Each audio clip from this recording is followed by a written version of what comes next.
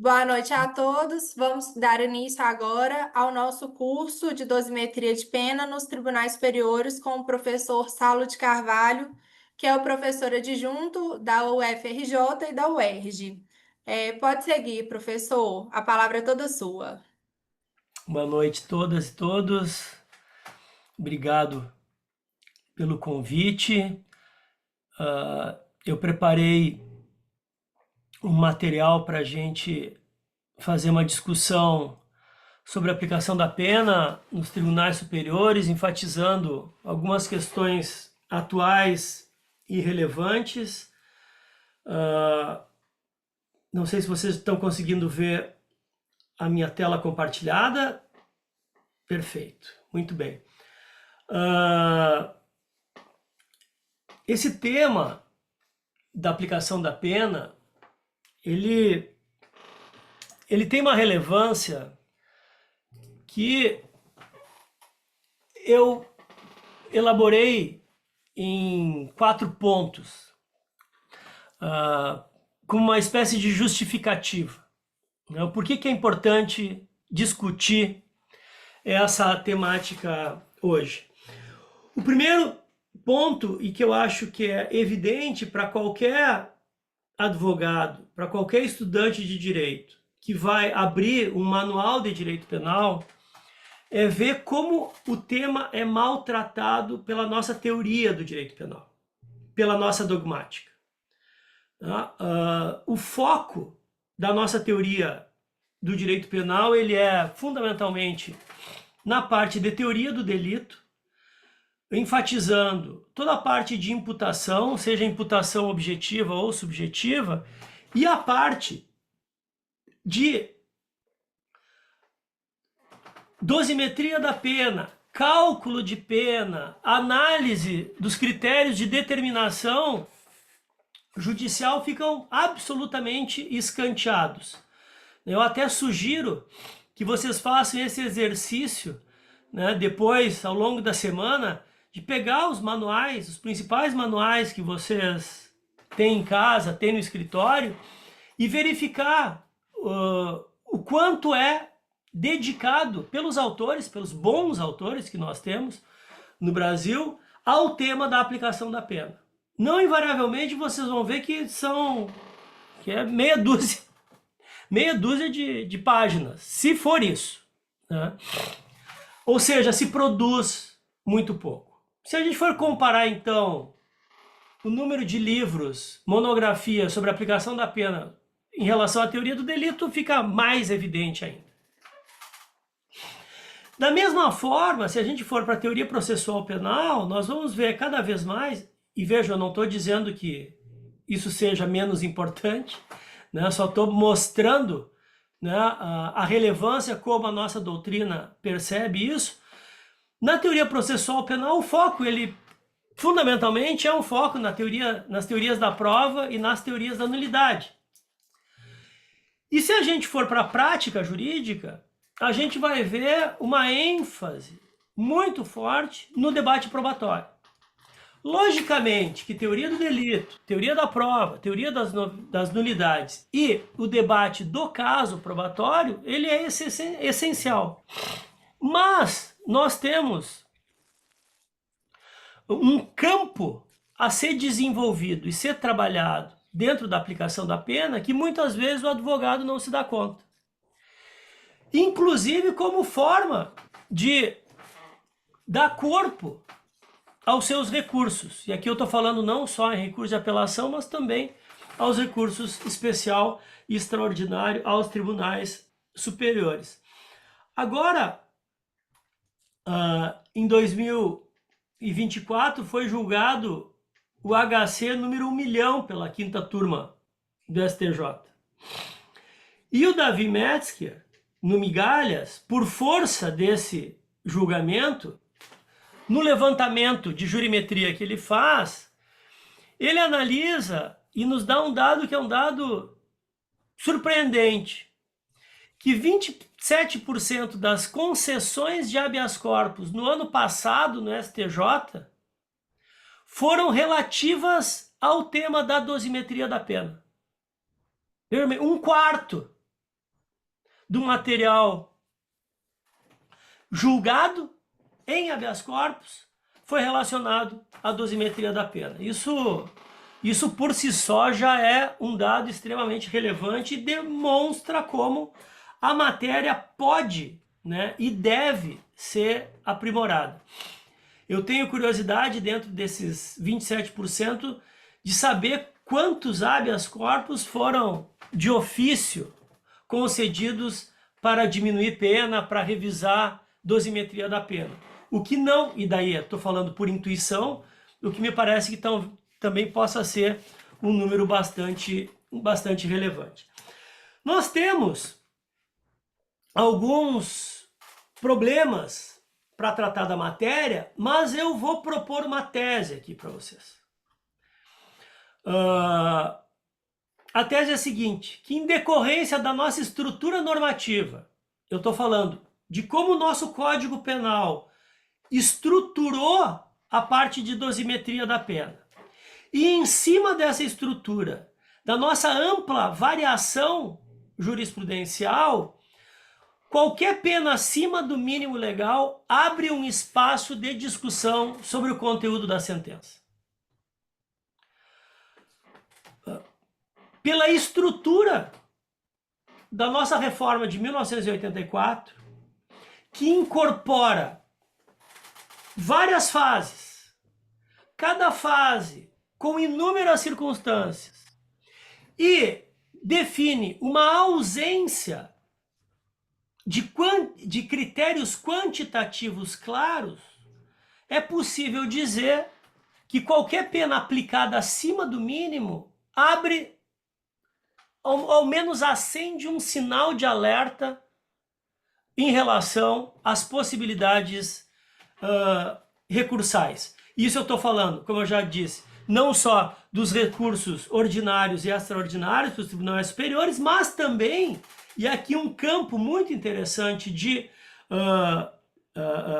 atuação, que é uma hipótese, que são as hipóteses, inclusive, de revisão criminal, né? Porque lembremos que a revisão criminal no processo penal, ela possibilita não apenas quando há efetivamente uma prova nova não observada, né, e que surge após a decisão, mas também, isso está lá no Código de Processo Penal, a possibilidade de revisão criminal para revisão de pena.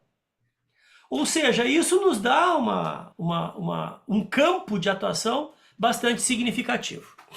Pois bem, além disso, eu diria que nós não podemos nos contentar com precedentes consolidados. E isso eu destacaria, sobretudo, e eu acho que isso deixou bastante claro para a comunidade jurídica, né, para a área do direito penal e do processo penal no ano passado, quando foi proposta a revisão da súmula 231 pelo STJ. Eu não sei até que ponto vocês puderam acompanhar, mas, lembrando, a súmula 231, ela foi, ela vem de um debate durante a década de 90, ela é publicada no final dos anos 90, início dos anos 2000, e determina que da impossibilidade da aplicação da pena provisória abaixo do mínimo legal. Então vamos pegar uma situação hipotética. O juiz, analisando as circunstâncias judiciais do artigo 59, na pena base, fixa a pena no mínimo legal, e o réu é confesso, ou é menor de 21 anos. Segundo a súmula 231, mesmo presente e reconhecida essa atenuante, a pena provisória não poderia ficar aquém do mínimo legal. Esse tema é um tema muito controverso na doutrina, sobretudo, e em 2023 o ministro Schietti retomou e propôs à terceira sessão do STJ a rediscussão da súmula. para verificar a possibilidade efetivamente de que fosse reconhecida atenuantes no caso de aplicação de pena base no mínimo legal, com a definição da pena provisória aquém do mínimo. E nós tivemos, durante um ano e meio, um amplo debate nacional, com audiências públicas, com pareceres para a revisão dessa súmula que estava consolidada há 20 anos, 25 anos. Né? Na ocasião, inclusive, eu fui o parecerista eu redigi o parecer da Abracrim, vários outros pareceres foram apresentados, várias instituições se habilitaram como amicus curiae nesse debate, né? E por um voto foi decidido o ano passado pela manutenção da súmula. Mas vejam, é esse esforço contínuo de rediscussão da matéria que permite que situações relativamente consolidadas possam voltar ao debate. Além disso, tá? Nós teremos um julgamento ainda esse ano, muito provavelmente esse ano. A audiência de instrução foi em fevereiro desse ano, na Corte Interamericana de Direitos Humanos, acerca da inconvencionalidade do regime disciplinar diferenciado. Claro, aqui eu estou falando da execução da pena, não de aplicação, mas para que a gente tenha noção de como temas que aparentemente estão consolidados, se tensionados, há uma possibilidade de mudança jurisprudencial. E por fim, né, eu chamaria a atenção também de um tema ainda aberto sobre a questão da reincidência, porque nos anos 2010, 2011, o Supremo levou à discussão o tema da constitucionalidade da agravante da reincidência. Vários institutos também se habilitaram para debater essa matéria. Na ocasião, eu fui o parecerista do IBCCRIM, o IBCCRIM se habilitou, né, para discutir. Foi considerado constitucional a agravante da reincidência, mas ainda é aberto toda a discussão dos efeitos decorrentes para além da agravante. Porque, só para lembrar vocês, a reincidência, além de aumentar a pena provisória como agravante, estabelece um regime de pena mais grave, estabelece a impossibilidade de substituição da pena privativa de liberdade por restritiva de direito, amplia prazo de progressão de regime, amplia prazo de livramento condicional, muda prazo de indulto, muda prazo de comutação, aumenta prazo de prescrição. São todos efeitos decorrentes de uma mesma circunstância. Então, frequentemente, eu debato com defensores públicos, né, e repito, nós temos que rediscutir esses efeitos para além da reincidência. Então, chamando a atenção, também como justificativa, mas para mostrar para vocês como nós não podemos nos contentar com esses temas consolidados, porque temas que aparentemente são consolidados podem voltar à discussão, como é o caso da súmula 231. Só para também que vocês tenham acesso a esse material, né, eu fui parecerista no caso da súmula 231, no caso da reincidência, e também apresentei parecer pela Comissão Interamericana de Direitos Humanos acerca da inconvencionalidade do regime disciplinar diferenciado, e todo esse material está disponível hoje na internet, né? Eu tenho uma página no canal chamado ResearchGate, que é uma página, é uma rede acadêmica, né, onde se divulga material. Vocês vão encontrar na minha página lá no ResearchGate todos esses pareceres, alguns publicados, outros não, mas todos disponíveis para que vocês possam acessar esse conteúdo. Dito isso, quais são os problemas normativos que nós temos na aplicação da pena? Nós temos um sistema que ele é paradoxal, eu diria. Eu costumo dizer que ele é paradoxal. Por quê? Porque o nosso sistema normativo da aplicação da pena ele é altamente regrado. Nós temos toda uma mecânica e um roteiro no Código Penal de aplicação da pena, saindo do artigo 59 até o artigo 71 do Código Penal, são sempre apresentados critérios ali de aplicação da pena, mas ao mesmo tempo que é altamente regrado, escalonado em inúmeras fases, o conteúdo desses dispositivos são altamente abertos, né? Tem uma alta extensão semântica. São caracterizadas as circunstâncias da aplicação tanto da pena base, quanto da pena provisória, quanto da pena definitiva, assim como no concurso de crimes, na definição de regime, na substituição da pena privativa de liberdade por restritiva de direito, no caso da pena de multa. Vários desses elementos normativos que regulam podem ser qualificados como tipos penais abertos. E por isso a variação da jurisprudência ela é enorme, ou seja, há uma imprecisão muito grande em relação a conteúdos básicos sobre a aplicação da pena. E imprecisão que os próprios tribunais não conseguem limitar o seu sentido. Em 2009, eu lembro, eu era professor na PUC do Rio Grande do Sul ainda, e esse tema da aplicação da pena é um tema que eu trato desde sempre, desde que comecei a atuar na advocacia em 1995 e na academia também no mesmo ano, né? O meu grupo de estudo, na época da PUC do Rio Grande do Sul, ganhou um edital para fazer um levantamento da jurisprudência do Supremo Tribunal Federal e do STJ sobre os critérios de delimitação da pena. Inclusive, o resultado está nesse livrinho aqui. O papel dos atores do sistema penal na era do punitivismo, o exemplo privilegiado da aplicação da pena. O livro tá na íntegra aberto na internet, tá? Vocês conseguem baixar o PDF da íntegra desse livro lá nesse ResearchGate.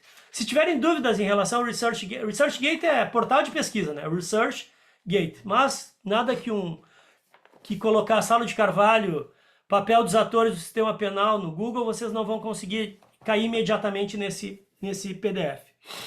E a gente fez um amplo levantamento, toda a segunda parte do livro, né, demonstrando, por exemplo, como o nosso Supremo e o nosso Superior Tribunal de Justiça não acordam em relação ao conteúdo do que é culpabilidade. A primeira circunstância judicial de aplicação da pena. Como divergem em relação ao conteúdo de personalidade. Como é volátil o entendimento acerca de conduta social, sobretudo nas circunstâncias subjetivas, né?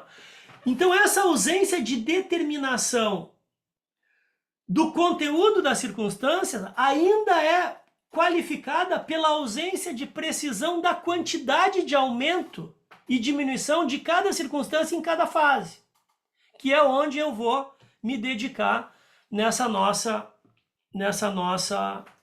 conversa.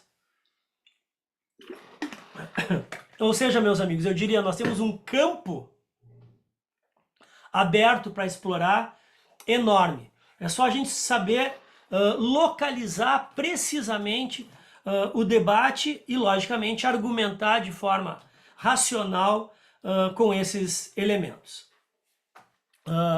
A estrutura básica da aplicação da pena está no artigo 59, todo mundo lembra disso. E aqui eu fiz questão de tirar as circunstâncias judiciais, né, do caput, né, para mostrar para vocês como o nosso sistema funciona. Então vai dizer o artigo 59, e o juiz, atendendo aquelas circunstâncias, estabelecerá, conforme seja necessário e suficiente para a reprovação e prevenção do crime. E escalona em 4 fases a aplicação da pena. A gente normalmente fala no sistema trifásico, né? Mas na realidade o sistema trifásico é o desdobramento de um sistema quadrifásico. Porque o legislador determina que o juiz cumpra a primeira etapa do roteiro em 4 fases. Primeiro, escolher a pena entre aquelas cominadas, e aqui é fundamentalmente no caso de quando há previsão de pena privativa de liberdade ou multa, ou como no artigo 28 da Lei de Drogas, que há um rol de penas alternativas que o juiz deve escolher uma dentre elas. Mas normalmente no nosso sistema ou é pena privativa de liberdade só, ou pena privativa de liberdade e multa. Então esse inciso 1º do 59 ele praticamente passa batido. E daí sim, o inciso 2 determina que, escolhida a pena dentre aquelas cominadas, o juiz quantifique essa pena. E é desse inciso 2 que se remete ao artigo 68 do Código Penal, que define o sistema trifásico, onde em 84 os nossos reformadores, aqui umas fotos históricas da Comissão de Reforma, né, os professores que elaboraram o sistema de penas em 1984, professor Andreucci, professor Dotti, professor Pitombo e professor Miguel Reale Júnior, né? Os reformadores incorporam o sistema Nelson-Hungria. Né? Quem for estudar a história da aplicação da dosimetria da pena no Brasil vai fazer aquela discussão clássica entre sistema Hungria e sistema Lira, se deveria ser 2 fases ou 3 fases. O nosso legislador, em 84, definiu que o sistema seria trifásico. Ou seja, pena base, isso está definido no artigo 68.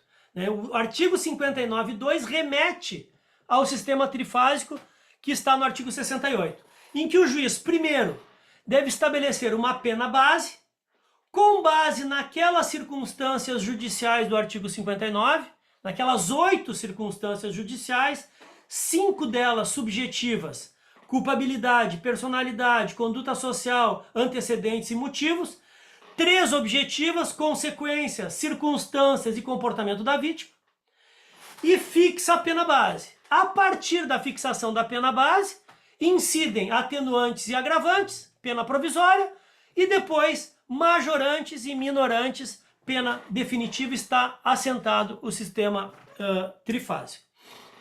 Pois bem, quando eu estava preparando o material, eu pensei em qual rumo que eu ia tomar no nosso debate, tendo em vista o nosso tempo, né?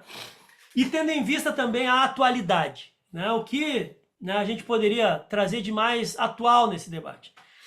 E aqui eu fiquei numa encruzilhada, né? Tinha 2 alternativas, tá? A primeira alternativa seria uma análise qualitativa,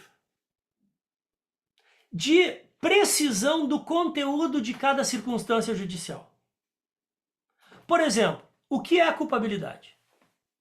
Qual a culpabilidade? Quais os elementos da culpabilidade e qual a prova possível de se produzir sobre culpabilidade aceita pelos tribunais superiores? Confrontado com a nossa culpabilidade normativa estabelecida na reforma finalista de 1984. Porque essa é uma discussão extremamente importante. E daí eu vou dar só um exemplo de como é importante essa discussão e de qual o papel que a jurisprudência tem. Quando eu estudei essa matéria na faculdade, no século passado, eu entrei na faculdade em 1989, no ano da Constituição, né? O meu professor à época, e aqui faço uma homenagem ao meu querido professor Ney Faete de Souza Júnior, que tem um belíssimo livro, inclusive, sobre a aplicação da pena, A Sentença Criminal e Suas Nulidades, já está esgotado, mas é um livro de referência no tema. Ele dizia o seguinte, que a jurisprudência até então, e eu estou falando isso, jurisprudência da década de 80, do século passado, admitia como antecedentes quaisquer contatos do sujeito com o sistema punitivo.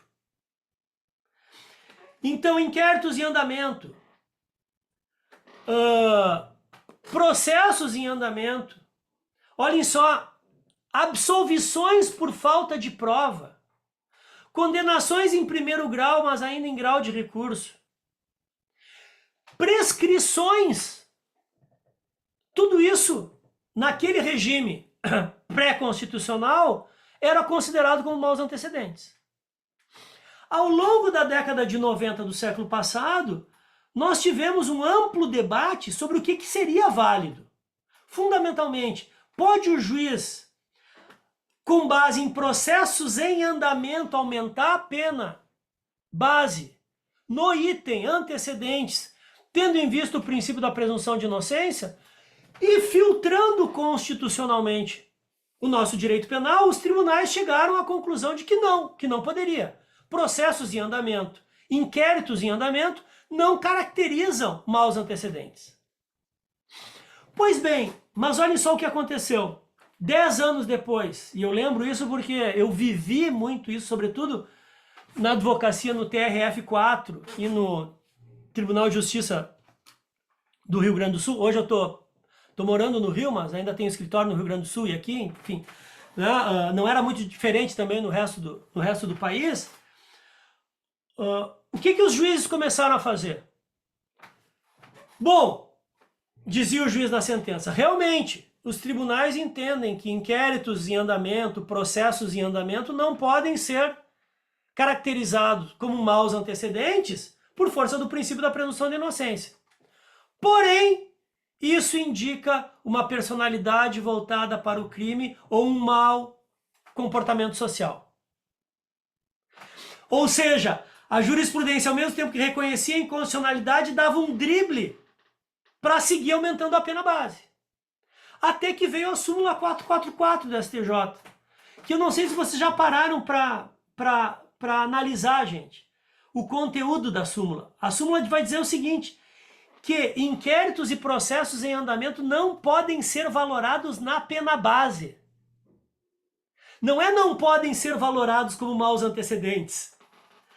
Dá uma resposta exatamente a esse drible que a jurisprudência fazia. Para dizer, não, é inconstitucional valorar como antecedentes, mas eu posso indicar uma personalidade voltada para o delito. Né? Percebam a força e a importância dessa súmula. Olhem só, o que faz a súmula? Fecha o tipo penal aberto. Porque nós temos o critério aberto, antecedentes. Meu problema é o que de conteúdo eu vou jogar nesses antecedentes. Poderia ser qualquer coisa, como eu mencionei para vocês quando eu aprendi isso na faculdade. O que faz a súmula? Fecha o conteúdo. Pois bem, poucas circunstâncias, tanto da pena base provisória quanto definitiva, nós temos um fechamento tão claro quanto a súmula 444. Repito, culpabilidade é um problema ainda hoje. Conduta social é um problema ainda hoje. Personalidade é um problema ainda hoje de valoração. Motivos, vejam a qualificação motivo torpe, motivo fútil, tanto nas qualificadoras do homicídio, por exemplo, quanto na agravante. Então, essa amplitude semântica desses elementos abrem um espaço de debate enorme de cada circunstância. A questão é que cada circunstância vai estabelecer um peso diferenciado na pena. Porém, mas esse caminho eu não vou seguir. Eu só dei uma... Né? Até porque, enfim, eu dei aula hoje ainda de aplicação da pena para os meus alunos aqui do UFRJ. Das 18 semanas que nós temos no semestre, eu gasto 9 ou 10 semanas só na parte de aplicação da pena. Né? Para vocês verem como é maltratado o tema nos nossos manuais, que dedicam meia dúzia de páginas. Né? Mas eu não vou tratar disso, né? Até porque seria impossível tratar de todos os temas, né? Mas só queria pontuar essa importância. Eu resolvi tratar da análise quantitativa, ou seja, qual o critério depois de o juiz valorar culpabilidade, favorável ou desfavorável, antecedentes, favorável ou desfavorável, motivos favorável ou desfavorável, quanto que o juiz deve estabelecer de quantidade para cada circunstância negativa. E por que vou fazer isso? Porque nós estamos hoje num debate no STJ exatamente se o juiz deve seguir um critério matemático ou se será uma ampla discricionariedade. E aqui eu vou me permitir pular aqui lá para frente,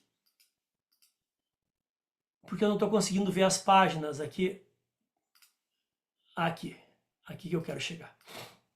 Isso. Aqui. Tratar com vocês de cálculo de pena. Lembrando, eu não vou entrar no conteúdo das circunstâncias. Eu já estou pressupondo que o juiz valorou corretamente e definiu. Na pena base eu tenho aqui duas circunstâncias desfavoráveis ao réu. Pois bem, essas 5 regras, essas diretrizes que eu chamei de incontroversas e coloquei entre aspas, são efetivamente incontroversas nos nossos tribunais. E muitas vocês já conhecem. Primeira, mais evidente, a pena base deve ficar entre o mínimo e o máximo. Não pode ficar abaixo do mínimo, nem além do máximo. Outra regra, o ponto de partida é sempre o mínimo legal. Eu saio do mínimo legal em direção ao máximo, cumulando circunstâncias negativas. Tanto é que, diretriz C, se houver preponderância ou totalidade de circunstâncias favoráveis, a pena base deve ficar no mínimo. E aqui eu botei preponderância barra totalidade, porque nós temos alguns julgados, inclusive, que dizem que, eventualmente, se uma circunstância for negativa, a pena base pode ficar no mínimo. Desde que o juiz justifique e fundamente essa necessidade. A quarta diretriz, se a totalidade das circunstâncias forem desfavoráveis, essa pena base deve ficar próxima do limite máximo. E aqui próximo, entre aspas, também, porque não necessariamente deve ficar no máximo. Até porque a gente vai ver que uma das circunstâncias, no caso, o comportamento da vítima, segundo a regra dos tribunais, o comportamento da vítima só pode ser valorado de forma favorável na pena base. Então nós, mesmo tendo 8 circunstâncias, né, nunca nós chegaríamos num total de 8 circunstâncias negativas, porque o comportamento da vítima só aponta no sentido de favorabilidade ao réu. E o grande problema que nós temos é essa diretriz E, que na realidade é uma não diretriz, que diz que em caso de concurso entre circunstâncias, algumas favoráveis e outras desfavoráveis, os juízes devem utilizar um critério de ponderação.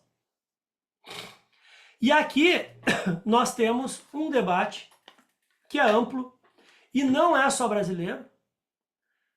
Se a gente for ler, por exemplo, na doutrina portuguesa, Figueiredo Dias, a tese da Anabela Miranda, professora de Coimbra, uma tese de 2.500 páginas só sobre determinação da pena, nós vamos ver aqui a criação de um debate que opõe discricionariedade,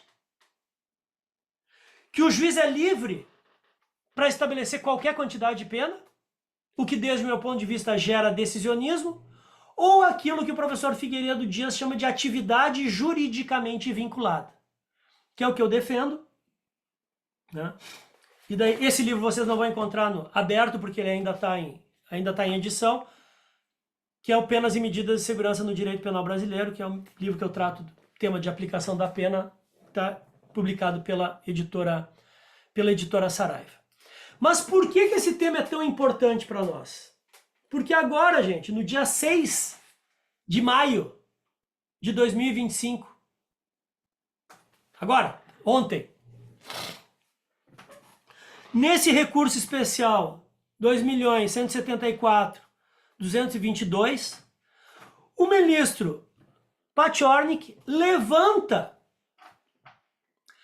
o debate e encaminha para a terceira sessão, que reúne quinta e sexta turmas criminais, as quinta e sexta turmas do STJ que julga a matéria criminal,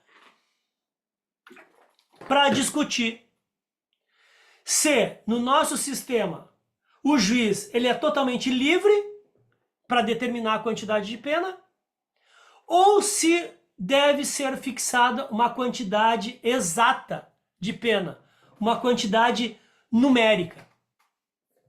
E isso vai ser o debate dos próximos, no mínimo do próximo ano, nessa matéria, a partir desse julgamento agora de maio, que vai definir se são estabelecidos critérios fixos ou não. E por que essa matéria é relevante, gente? Nesse tema, né, o que o ministro Pachornik, o que ele propõe à terceira sessão? Como proposta de afetação. Me permito ler. Trata-se de proposta de afetação no recurso especial distribuído sobre o rito dos repetitivos por ser representativo da seguinte controvérsia. Definir se o réu tem ou não direito subjetivo à adoção de uma fração específica para cada circunstância judicial negativa, seja ela de 1/6 sobre a pena base, 1/8 do intervalo entre as penas mínimas ou máximas, ou qualquer outro. Então, eu, réu, que sou condenado, e o juiz diz que eu tenho 2 circunstâncias judiciais negativas, eu tenho um direito subjetivo a que eu saiba exatamente quanto pesa cada uma dessas circunstâncias, ou isso deve ficar à deliberalidade do julgador? O caso de origem... Desculpa, gente, mas essa mudança de temperatura aqui no Rio de Janeiro, eu tô com uma rinite e a garganta estourada. Então, me desculpem pela... tô meio afônico também. O caso de origem é um caso lá de Alagoas, que está aqui essa apelação criminal que vocês podem ver aqui embaixo, que o juiz considerou desfavorável 4 circunstâncias judiciais: culpabilidade, conduta social, circunstâncias e motivos, e quantificou, fixou a pena em 1 ano, 7 meses e 16 dias, é um caso de furto, o que representaria um acréscimo de 4 meses e 4 dias para cada vetorial. Pois bem, esse dado é um dado de 2022 do CNJ. O CNJ fez uma pesquisa nacional com todos os juízes para saber, dentre outras questões, vocês conseguem baixar o estudo completo também no site do CNJ, tá, gente? Se os juízes utilizavam frações fixas ou não para definir as circunstâncias judiciais. E eu confesso até que eu me surpreendi, porque 56% dos juízes utilizam sempre frações fixas.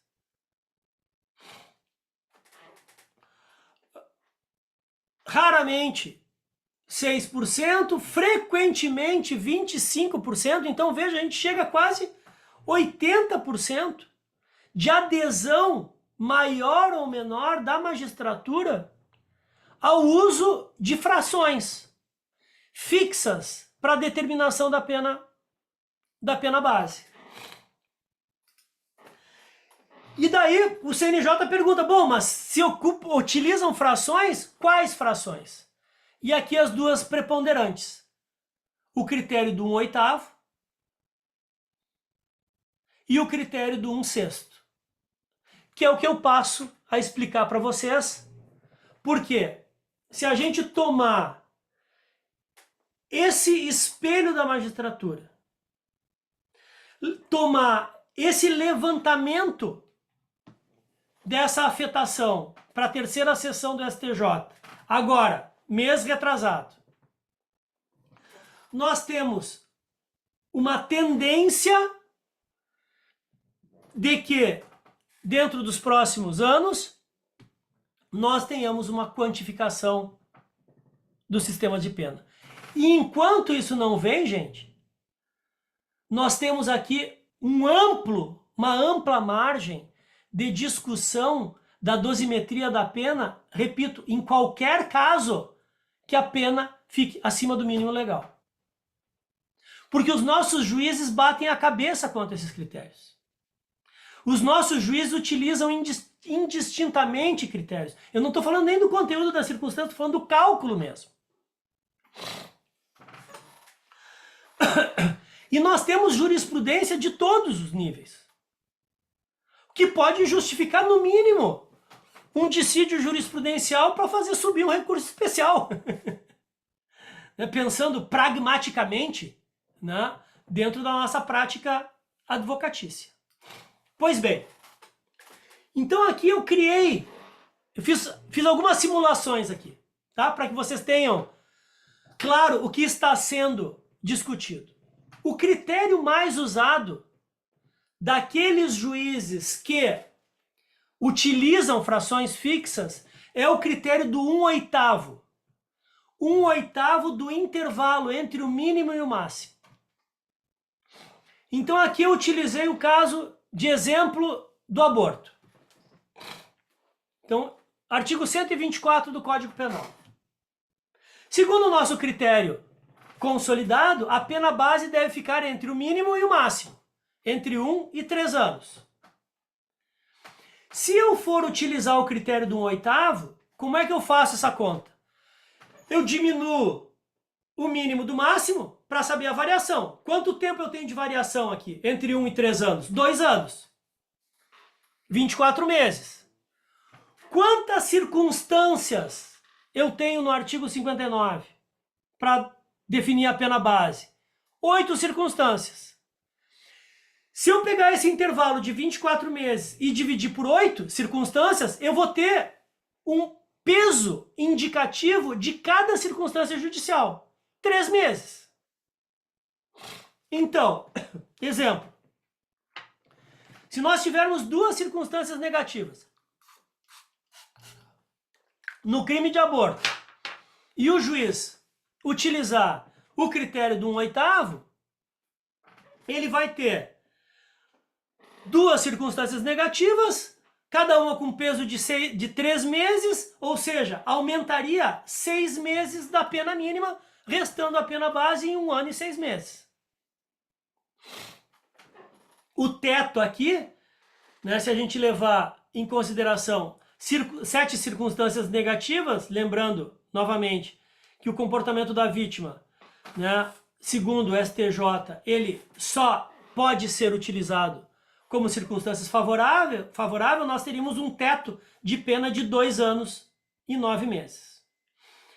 Esse foi um critério, gente, já há bastante tempo discutido e utilizado, que é um critério lógico, que é um critério que a gente consegue visualizar em termos de orientação racional para motivar uma quantidade de pena.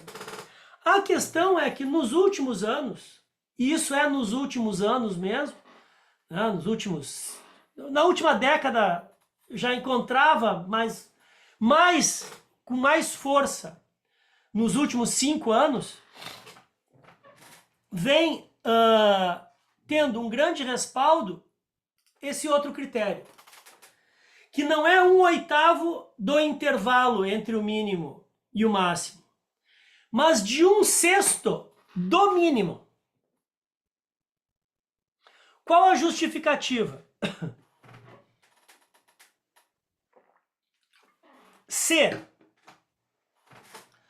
o ponto de partida da pena base é o mínimo legal, deve haver uma consideração, uma ponderação em cima desse mínimo. E aqui o critério do 1/6, ele é utilizado por analogia a uma jurisprudência que não está sumulada, mas já é bastante compartilhada há muito tempo pelos tribunais superiores, que é em relação à pena provisória, o peso das atenuantes e das agravantes. Na segunda fase, definida a pena base, quanto aumenta e quanto diminui cada atenuante ou cada agravante. A jurisprudência é consolidada, 1/6 sobre a pena base. Então esse critério do 1/6 em cima do mínimo é derivado dessa orientação que consolidou as quantidades, os quantitativos de pena para pena provisória. Na nossa simulação, retomando, crime de aborto, artigo 124, pena base, variação entre 1 e 3 anos, né? Porém aqui não é 1/8 de 2 anos. E sim, nós temos aqui 1/6 do mínimo. Mínimo 1 ano, 12 meses. 1/6, 2 meses. Qual o peso indicativo de cada circunstância? 2 meses. Logo, retomando o nosso exemplo, a nossa simulação. No caso de aborto, o juiz reconhece 2 circunstâncias judiciais negativas da pena base. A quantidade de pena base ficaria em 1 ano e 4 meses.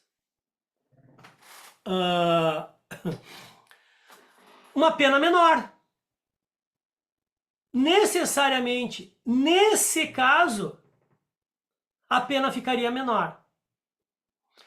Claro, nós temos casos de penas mínimas bastante altas, com intervalos entre o mínimo e o máximo menores. E daí o critério do 1/8 pode ser mais favorável.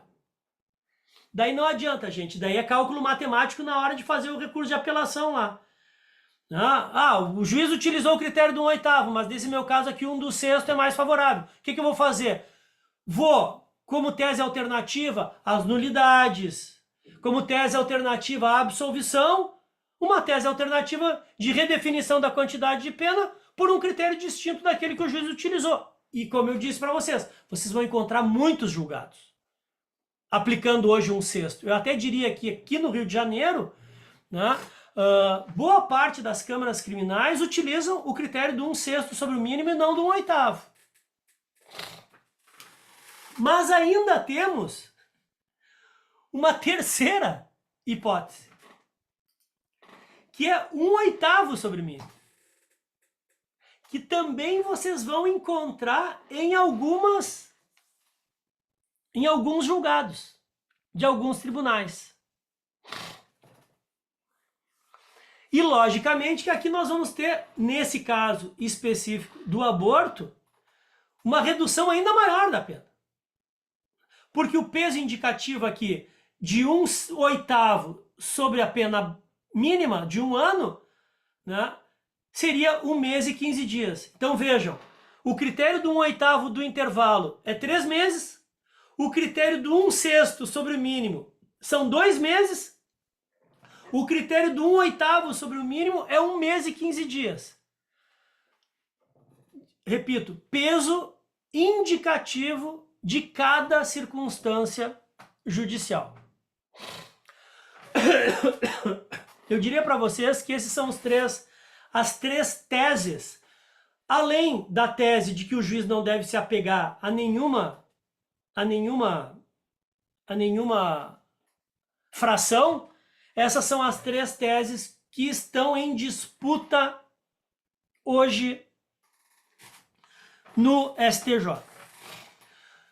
Haveria ainda uma quarta variável, que eu não vou entrar por força do nosso tempo, que é uma jurisprudência que preponderou durante muito tempo no Tribunal de Justiça do Rio Grande do Sul e no TRF da 4ª Região, e por força do TRF da 4ª Região nas jurisdições federais Paraná, Santa Catarina e no próprio Rio Grande do Sul, mas que não vem sendo muito utilizado, que é o critério do termo médio, né? Isso eu vou deixar, né, mas apenas como um registro histórico, para não dizer que não falei desse critério, né? Mas hoje está em disputa esse tema no STJ.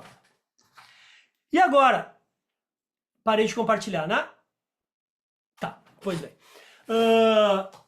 E agora, para concluir, e deixa eu ver, porque eu não estava conseguindo ver, eu vi que tinha questões no chat, mas eu não estava conseguindo ler. Desculpa, gente, só vou conseguir ler porque como eu estava projetando, eu estava com medo de acessar o chat e perder a projeção. Doutor, então deixa eu interrompê-lo só um minutinho. Claro, claro. A apresentação do senhor dos slides já finalizou? Finalizou. Agora está aberto para perguntas? Isso. Eu só vou Então, concluir. agora está aberto para perguntas. Quem quiser mandar no chat, pode mandar pelo chat, que eu repasso aqui para ele, ou ele mesmo acessa. Quem quiser pode também abrir o microfone, fazer perguntas diretamente ao professor. Mas como o conteúdo já foi finalizado, eu vou encerrar aqui a gravação. Tá Tá, bom? ok. Deixa eu só concluir, então, antes de Claro, encerrar a à gravação. vontade. Né? Porque, assim, gente, eu vejo, e eu confesso que eu fui reticente durante muito tempo em relação aos critérios fixos. E eu sempre entendi os critérios fixos como diretrizes, como indicativos, melhor dizendo. E eu costumo dizer isso para os meus alunos. Olha, dividir por 8 ou aplicar um sexto, nós temos aqui, minimamente, um indicativo de proporcionalidade. É claro que eu não posso, que é evidente que, num caso de um aborto, retomemos, que a pena base é 1 ano, a pena mínima é 1 ano e a pena máxima é 3 anos, o juiz não pode, para 2 circunstâncias judiciais, aplicar a pena em 3 anos, perto do máximo. É evidente a desproporcionalidade. Né? Assim como o excesso. Assim como se tivesse 7 circunstâncias negativas e o juiz aplicasse a pena em 1 ano e 3 meses. Ficaria evidente a insuficiência. Né? Então, esses critérios fracionados servem como indicativos de proporcionalidade que, olhem só, mesmo se o STF diga, não, o juiz tem ampla discricionariedade, que eu também acho uma hipótese forte, utilizar esses critérios, fazer esses cálculos, nos dá a condição para apontar, dizendo, olha, no nosso recurso especial, no nosso recurso extraordinário, no nosso recurso de apelação, eu sei que não existem critérios fixos. Porém, esse critério aqui fracional, racionalmente estabelecido, me dá um parâmetro de que essa pena está muito excessiva. Muito excessiva é um bis em ida. Né? Está excessiva. Ou, né, eventualmente, numa assistência de acusação, está insuficiente. Mas eu acho também, por outro lado, né, a gente tem que perder um pouco esse, não sei se é preconceito o nome correto, mas enfim, essa nossa tradição que refuta de plano qualquer critério minimamente fixo. Por quê, gente? Porque nós já temos critérios fixos para as atenuantes e para as agravantes e utilizamos sem maiores problemas. 1/6. Nós temos critérios fixos nas majorantes e nas minorantes. E ao fim e ao cabo, a gente não pode esquecer disso. O juiz, quando aplica a pena base, ele é obrigado a apresentar um número no final. Sob pena de nulidade. O juiz tem que dizer, condeno fulana pelo crime de aborto, no caso do nosso exemplo, a pena de 1 ano, 2 meses e 15 dias. Ele tem que dar um número. Se ele tem que dar um número, de alguma forma ele está fazendo algum cálculo. E para nós, né, que estamos lendo essa sentença como técnicos, como profissionais, e para nós, sociedade, que estamos interessados em saber por que essa mulher vai ficar presa por esse tempo, nós precisamos ter uma clara definição na sua fundamentação. Né? Então, assim, para mim não é uma questão fechada, né?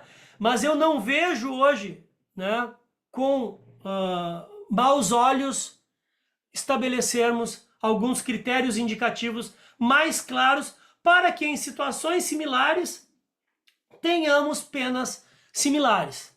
Para em situações distintas, penas distintas. O que assusta, né, cada vez mais como estudioso do tema é verificar, e agora junto com o SESEC aqui do Rio de Janeiro, meu grupo de pesquisa da UFRJ, a gente está fazendo uma análise de 3.000 sentenças criminais de decisões do ano de 23 e 24 em casos de uso e tráfico de drogas aqui do estado do Rio de Janeiro. E um dos critérios é a análise de aplicação da pena. Isso é uma série de bateria de perguntas, mas no final a gente analisa a pena. E é impressionante como em situações muito similares, de local, tempo, forma de agir e quantidade, com circunstâncias pessoais muito similares também, idade, antecedentes, penas tão diferenciadas. Eu acho isso uma temeridade se a gente quer democracia processual. Então, esse tema... Enfim, normalmente eu escolheria discutir o conteúdo das circunstâncias, porque eu acho que é bastante rico também. Mas por força dessa afetação na terceira sessão, que foi levantada 2 meses atrás, eu me senti quase obrigado a tratar desse tema dos quantitativos na nossa aula de hoje. Espero não ter criado mais confusão e ter sido minimamente claro na minha exposição, mas era mais ou menos isso que eu queria expor para vocês. Doutor Saulo, a aula foi excepcional, foi muito claro, foi muito elucidativa. Parabéns pelo brilhantismo, parabéns pela forma como o doutor passa o conteúdo. Tenho certeza que muita gente aqui saiu, entrou com muitas dúvidas e está saindo com muitas dúvidas sanadas. E agora teremos oportunidade de abrir para as perguntas. Agradeço demais ter aceitado o nosso convite, por ter participado, por ter contribuído para a nossa comunidade. Foi uma contribuição excelente. Parabenizo ao senhor e agradeço pela Obrigado, participação. querido. Vou Obrigado mesmo. encerrar aqui a gravação, tá? Só um minutinho. Perfeito. Eu vi aqui no chat que a Isadora colocou aqui